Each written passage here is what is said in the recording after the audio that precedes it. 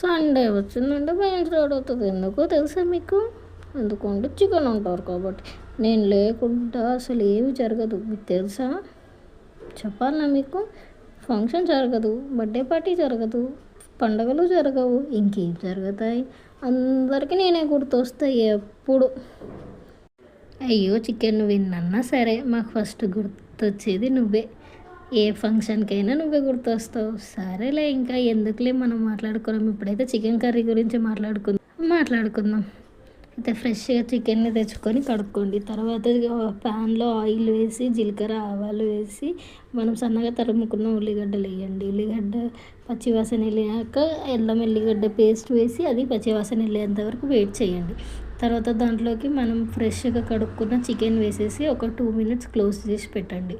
తర్వాత దాంట్లోకి వాటర్ వస్తాయి కదా, ఆ వాటర్ అనేవి ఇంకాక సాల్ట్ వేయండి. సాల్ట్ వేసి ఒక 5 minutes క్లోజ్ చేసాక తర్వాత పసుపు వేయండి.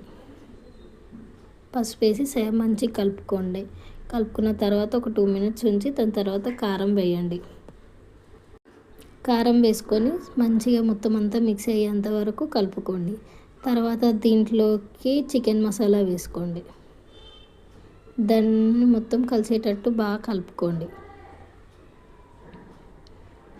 ఇప్పుడు దాంట్లోకి కొన్ని వాటర్ వేయండి, ముక్క ఉరకాలి కదా అందుకు.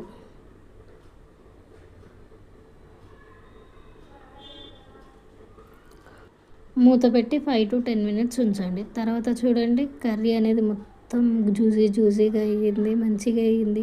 ముక్క అనేది ఉడికిపోయింది, గ్రేవీ అనేది చిక్కబడింది. ఇప్పుడు దాంట్లోకి కొత్తిమీర వేసి దింపేయండి.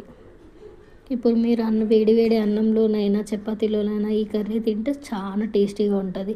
ఇది సింపుల్ అండ్ ఈజీగా చెప్పాను కదా, ఎవరైనా చేసుకోవచ్చు. బ్యాచిలర్స్ అయినా ట్రై చేయవచ్చు. ఒకసారి ట్రై చేసి కామెంట్ చేయండి ఎలా వచ్చిందో.